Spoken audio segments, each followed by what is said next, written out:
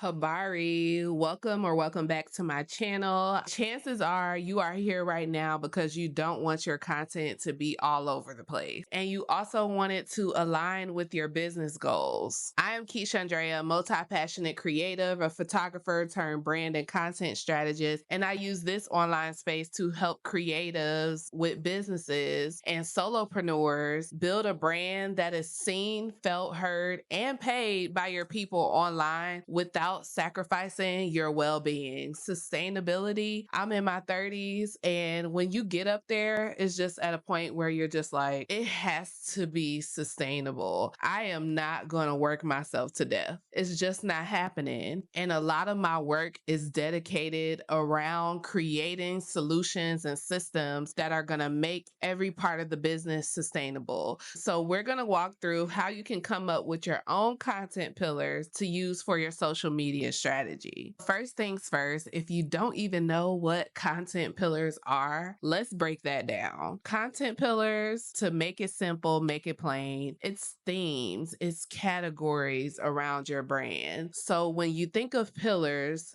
think of a category of your brand. Think of a specific theme around your brand, and you can have multiple of them, which is why using pillars in your content strategy is going to help you to grow and build your brand. So every piece of content that you create, you can put them in these different pillars that relate to your brand. Now, let me ask you this. What kind of creator are you? Because you can't just jump into it and be like, okay, I'm going to go ahead and create my content. You have to know what type of creator you are. There is so much content out there. You can be creating content for different reasons. So you may be a content creator and maybe you are looking to get brand deals, or you're a business owner and you're looking to attract the right clients with your content, or you just may be figuring it all out and building a personal brand, and you might be leaning either way. That's something really important to notice when you're creating your content, because there's so much advice out there about creating content, and if you pay attention to the wrong person, you might be taking advice from somebody whose goals don't even align with yours. And my specific framework that I use focuses around this, and we'll talk more about this framework another time. I want to talk about how I actually come up with the pillars for my content and for my clients, and how you can do the same with your brand. So I have y'all in Canva right now. This is a part of the full brand strategy that I create for my client, and I break the pillars down like this. So if you're thinking of the categories and the themes around your business, and this had me thinking, I was talking to one of my sisters about it, and she asked me the question, well, how do you come up with pillars? And I couldn't answer it at the time. So ever since she said that, I tried to figure out a way to break this down. So it's the themes and the categories around your business. And the easiest way to come up with those categories and those themes around your business is splitting them up based on, remember, we talked about what type of creator you are. So if you're building a personal brand and you're looking to get brand deals, you're most likely going to be focused on lifestyle content. But if you're looking to connect with your clients and build relationships with potential clients, then you're going to be focused on community and educating. So think of splitting your brand pillars either into community pillars or splitting it into lifestyle pillars. And there's no limit to how many pillars that you can have, but you want to ease your way into it if you know that you're not consistent with creating content. So maybe start off with 1 to 3 pillars and then add more categories as you get more comfortable with creating the content. This is something that I've learned. You're experimenting the whole time. You're seeing what works for you. So after you get those first 3 pillars down and you can come up with content easily, start adding more.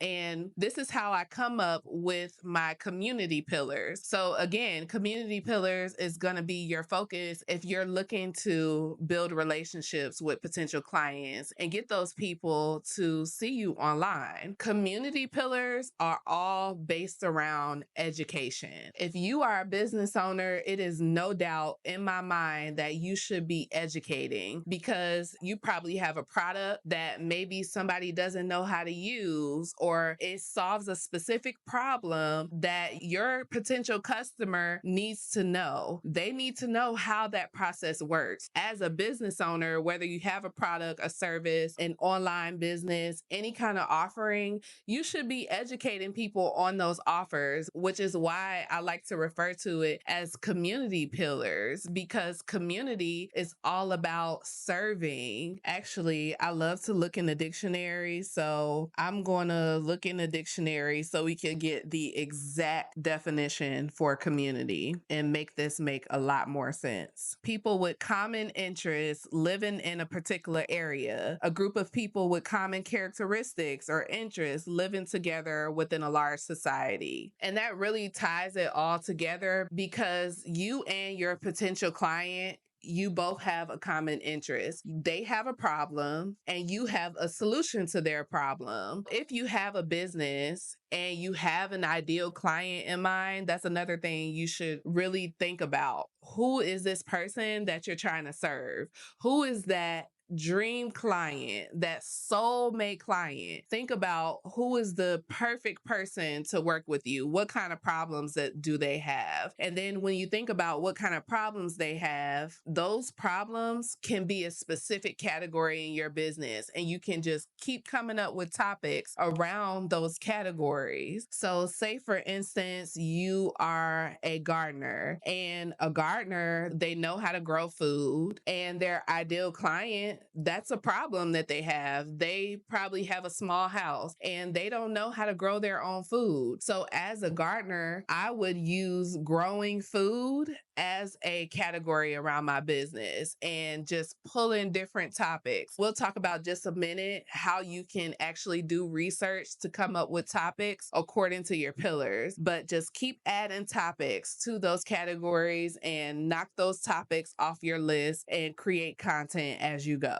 Now, when you get into the lifestyle pillars, you don't necessarily have to just be a content creator or building a personal brand in order to incorporate lifestyle pillars, because nowadays people are smarter. I feel like it's second nature now. If we see something that we feel like we're being sold to online, we're going to move on to the next thing. So the best way for even business owners to create content is incorporate more lifestyle content in their business. So if you're coming up with lifestyle content pillars, this is a little easier because you can either think about your own interests, things that you like, things that you desire, or you can think about things that your target audience, the people that you want to be in your community, the people that you want to build relationships with, what interests do they have? And maybe even bridging that gap between what they like and what you like. And those different interests, those can be the categories or the pillars in your business. So say for instance, you're a painter, and of course, you probably want to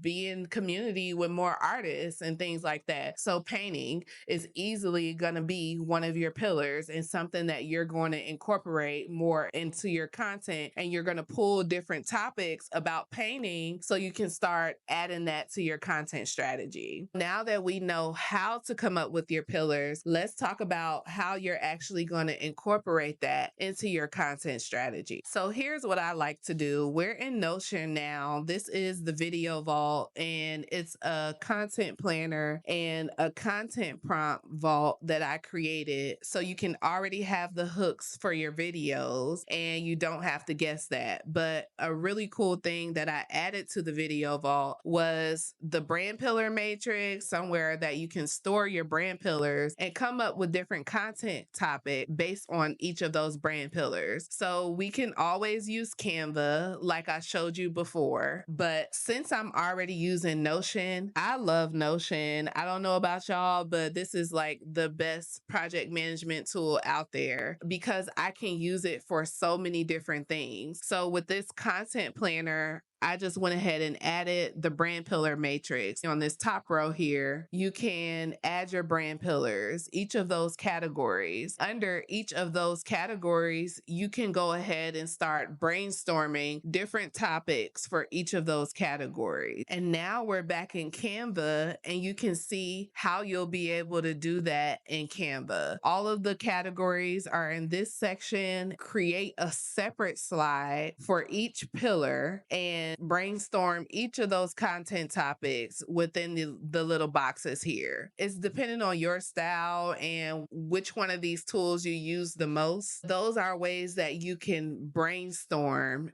different topics for your content pillars and use that for your content strategy going forward. It's very helpful when you're planning and creating the content because you don't want to be that person that's still winging your content. When you're like, oh crap, I need to go ahead and post something. It's been a whole week, it's been a month, or I didn't post anything today. Let me go ahead and create my content. At that moment, when you're doing that, you don't want to be brainstorming and coming up with topics at that time. You want to already have it out there and just be pulling from that versus winging your content strategy. So it's helpful when you're planning and when you're creating the content. Remembering we're being sustainable. We want something that is not going to stress us out and it's still going to be a good thing for our overall well-being. I absolutely love SEO. It's one of my favorite things about marketing and branding and content. I'm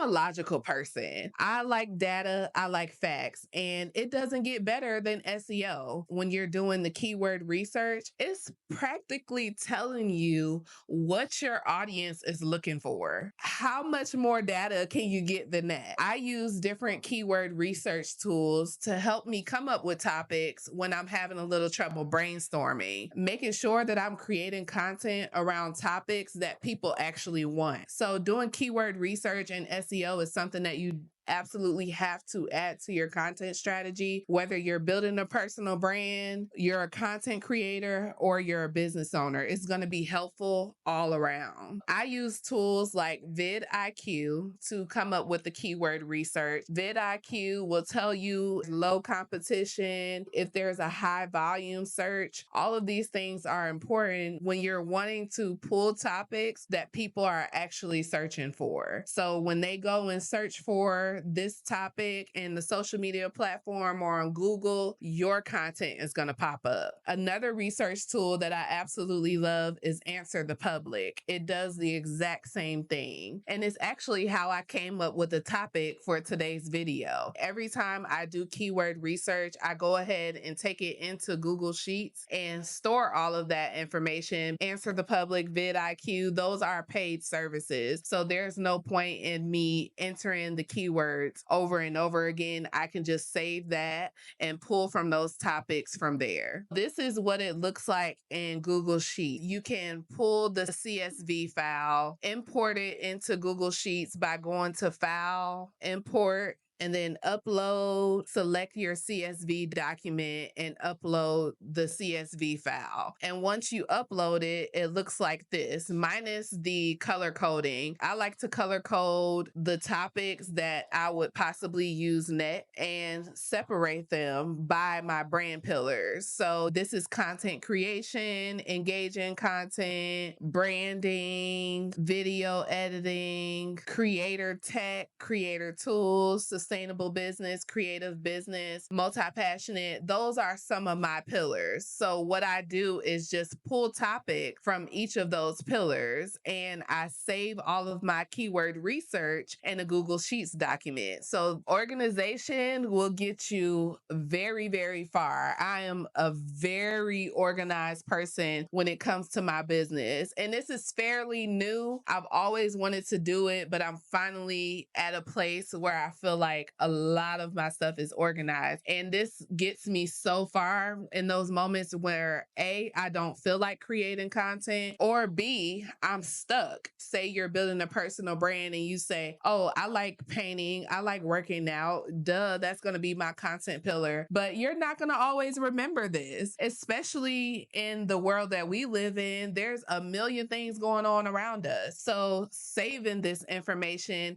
this is basically what I do for my clients, because I'm not telling them a lot of information that they don't already know. Some of it may be new information, but what I'm doing, I'm helping them to organize this information and put a plan together that they can come back and view anytime they get stuck, or at those moments where your brain is turned off. So you just need to refer to some documents that's going to help you out. So if you're looking for somebody like that, hit your girl up. I'll put all the information down in the description. We're wrapping this thing up. The main thing with brand pillars is you want to create content that's going to reach. It doesn't matter what type of creator you are. You want to create content that's actually going to get you seen, and they'll want to pay you their money. You're growing this know, like, and trust factor so they can be like, come on, girl, let's work. I'm ready to work, or I'm ready to buy this product because you done already laid out all this content and I know this is something that I need. One last tip before we go, a way that's going to make